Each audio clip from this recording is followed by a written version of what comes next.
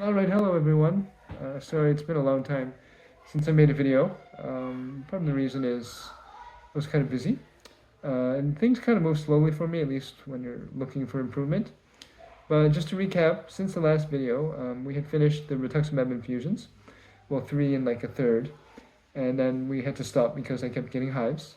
And my doctor was wanting to see how I would do just on rituximab with no IVIG. So we were, going along. That was in July, and we saw the doctor near the end of August, and we had been, stable. So 8 weeks, 9 weeks.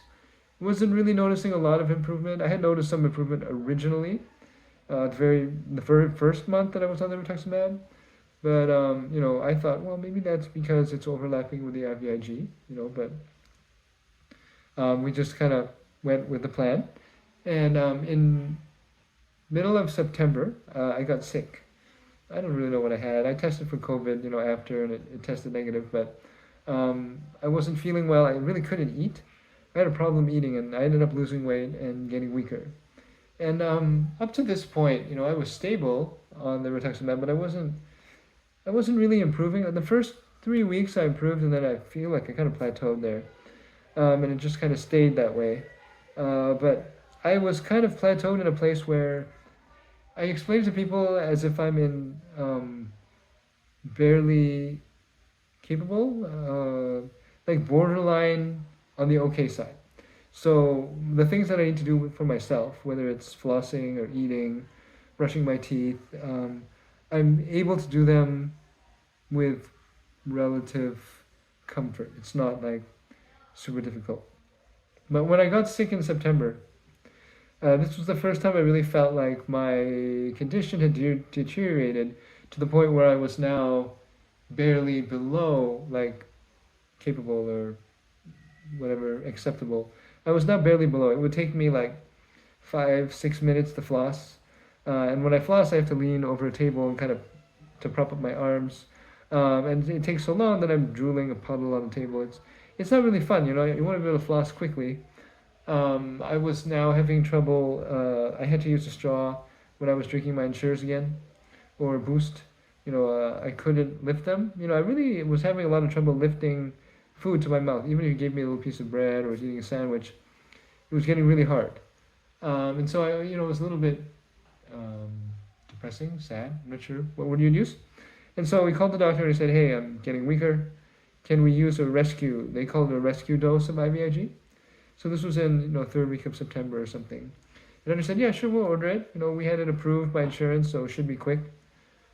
That never happens, by the way. Insurance is never fast. So through rejections and appeals and approval process, even though we applied at like the fourth week of September, I was not actually able to get the IVIG dose until the third week of November, so just before Thanksgiving. So it took like 7.5 weeks to get approved. And by that time, I had stabilized. I wasn't getting weak anymore. I wasn't sick. So, I probably stabilized, the week that I asked for the IVIG. But I was, stabilized as weaker. So one thing, though, that, I don't really know how it all lines up, but in October, so this was before I got my IVIG, I started noticing that my coughing had really reduced in frequency. So, I think I maybe only coughed once in October. When I say cough, I mean like my 1 hour long coughing where I have a lot of phlegm that I have to expel, and it's really hard to do. That was something that was happening every 2 or 3 days, for the last like 2 years probably. But in October, I think it only happened once or twice. And since November, maybe it's happened once. I haven't, the coughing is pretty much gone. I don't have that issue at all anymore. And, in the time in September when I was feeling, like I was below borderline, whatever I call it, I started using the cough assist device. We've had the cough assist device for like a year, but I never used it. But I just was so tired of coughing. We started using that in that time period. And eventually, I don't use it anymore. We put it away. Again, I don't cough. So there is some improvement that came with just rituximab in the sense that I don't cough anymore, which is really welcome. So anyway, in November, third week, I finally got my IVIG rescue dose, they call it. So it's like a one-time dose. It's like a loading dose. It was 4 days straight of infusions. And during those 4 days, I was on a lot of Solumedrol because that's one of the pre-meds they give me. It's a steroid to avoid allergic reactions. And my skin totally cleared up. Like I have like eczema, however you pronounce it, and kind of rashes on my neck, under my chin, a little bit on my back. And those completely cleared up by the fourth day of the infusions. But I'm pretty sure that's from the Solumedrol because like a week later they started coming back. I don't think the IVIG was the reason they went away. And the other thing that is weird, side effects that when I tell the doctors, they're like, well, that doesn't sound like a side effect, but my urine output increased a lot, like to the point where, normally I sleep all night, I don't have any problems, but I'd wake up in the middle of the night, like I have to pee and it's like a lot. So, when people pee, they don't really keep track of the volume of their pee. But because I'm in a wheelchair, I pee into a portable urinal, like a little bottle, there's markings on it. So I know when I have a lot of pee, and I had a lot of pee, like 50 or 60% more. I don't know where it's coming from. I don't think I was drinking more. And it's not like it was just the day after the infusion. This lasted for like a week or two, where I just had lots and lots of urine, and it was very healthy looking. It was very, very, very light yellow, in the bottle, so it was good. I mean, I just kind of rationalized that my body was expelling waste or cleaning itself up. And I actually did notice quite a lot of improvement after those IVIG, that rescue dose for the next month. So I went from, that borderline, whatever word I used, I forget already. But I went back to being able to floss quickly. So I floss in whatever normal speed that people floss at. I don't drool all over the table. And I slowly got back to being able to not need a straw for my Boost and Ensure boxes that I drink. I was, to the point where I was using like momentum to swing my arm up. So like I would be holding the bottle in my hand here, and I would go to the side, and then I would like fling my body to try to like fling my hand up. So it was like, oh, and then I would try to balance it and drink it. So I was getting to that point, whereas, when I was borderline unable to do things, there was no chance. Like it would just get stuck. I couldn't raise it. So I was feeling encouraged. Some of the things that were getting better. I do feel too that I've gained quite a bit of weight. Stacy will sometimes complain about it, but she feels like I'm heavier. I don't think this is just in our heads. I do think I have been gaining weight.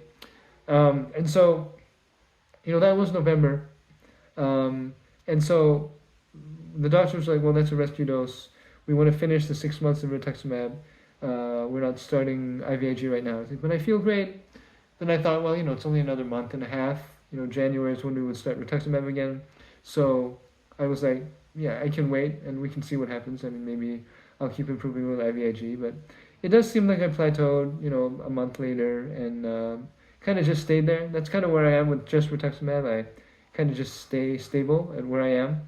With IVIG, the previous years when I'd been IVIG alone, I would be stable for a month or two, but then I would experience 3 days of decline, weakness, something, and then I would be stuck at that lower place again for a month or two.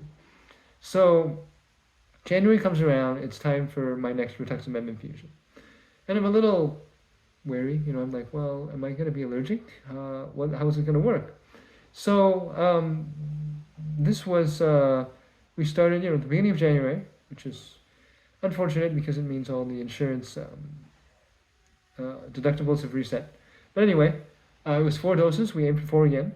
And this time they decided they were going to go with a desensitization protocol, which is the super slow one. It takes like 7.5 hours, whereas normal speed is like 3.5 for the first dose and 2.5 for the second one. They said we're going to stay at desensitization for all 4. It's safer. And so we did the first one, and I had some flushing maybe, but really it went really well. Didn't have any problems. We went to the second one. Same thing, I might have had a few hives. I think if I have some pictures, we'll post them here. Stacy definitely took pictures of different things.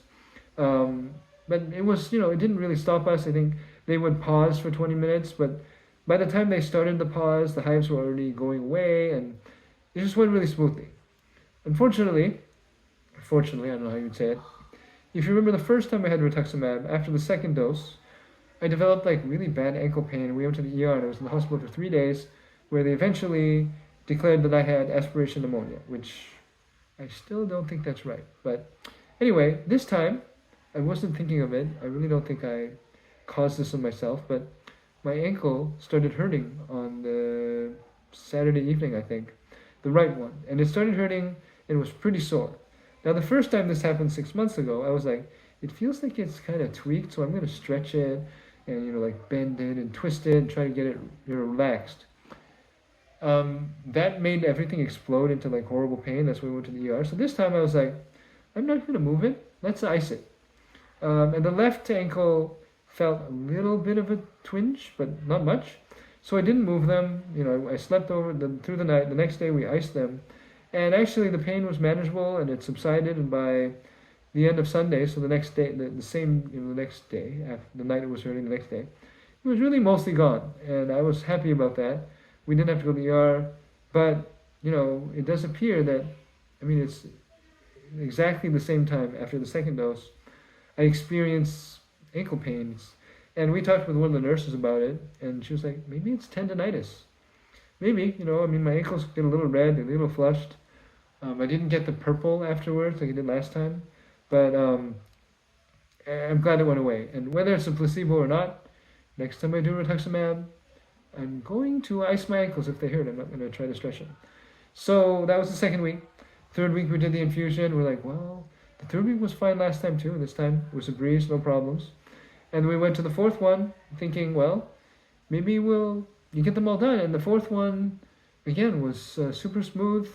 We didn't have any problems. We finished all four. So I had 4 full doses that finished this past Tuesday. And being as, positive thinking and aggressive as I am, the IVIG finally got approved. This took a month or so. So we scheduled, or the nurses said we're available. I scheduled the IVIG the very next day after the 4th rituximab infusion. So this was 2 doses, Wednesday, Thursday. And we're like, well, am I going to be allergic? I don't know. We're going to try it. And we had solid medjool again. So I feel like my skin, again, it was 2 days. Again, super smooth. No problems. Solid medjool really helps. And my skin feels pretty good right now. I feel like probably next week the rashes will start to creep back in again. But the other thing is that the urine output increased again. So Saturday morning, or Saturday, I think Saturday morning was the first one where I was like, I'm going to explode. This is not normal. And, like a liter of pee in the morning. So, and all, good colors. I don't know if this is too gross and I shouldn't share these things, but that's where I'm at. I'm feeling, pretty good. In September, I was slurring my words a lot. So like when I talk, I think I don't even know how to mimic it, but I think that kind of went away in November. And I don't really, I feel like I have a bit more breath.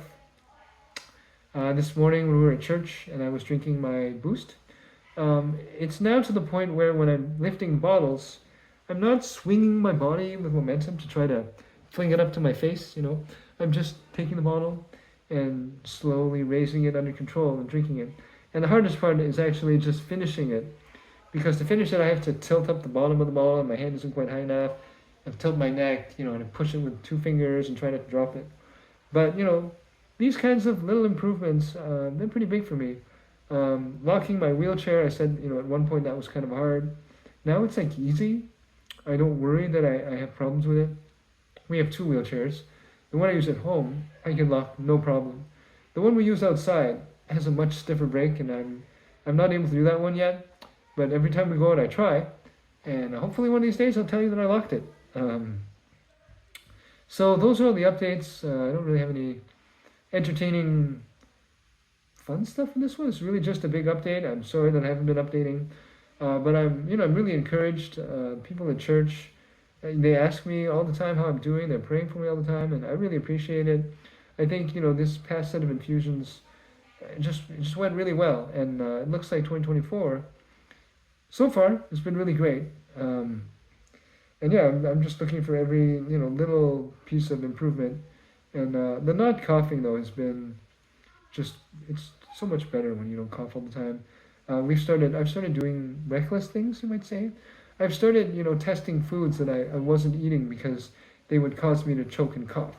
So some of those foods, they generally are foods that are, it's hard to explain. They're like powdery or crumbly powdery.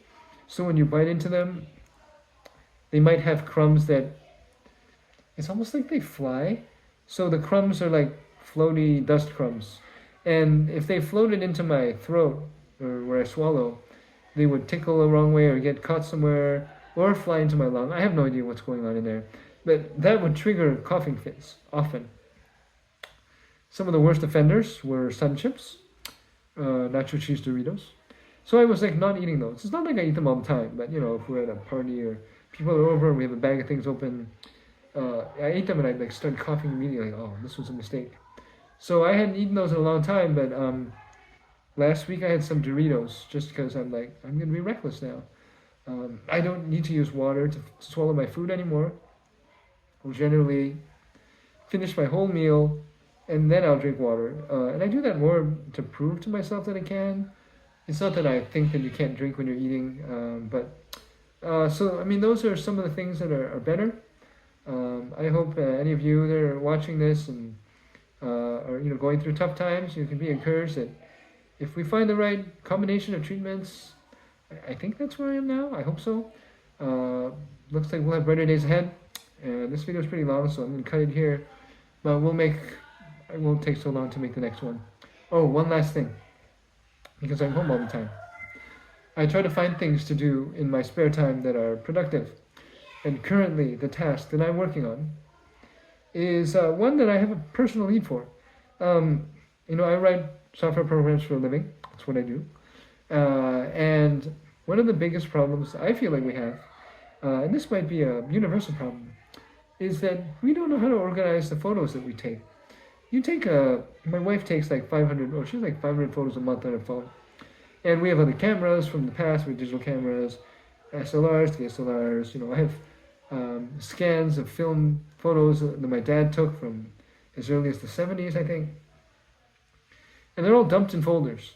Sometimes the folders have good names. Sometimes the folders have dates on them.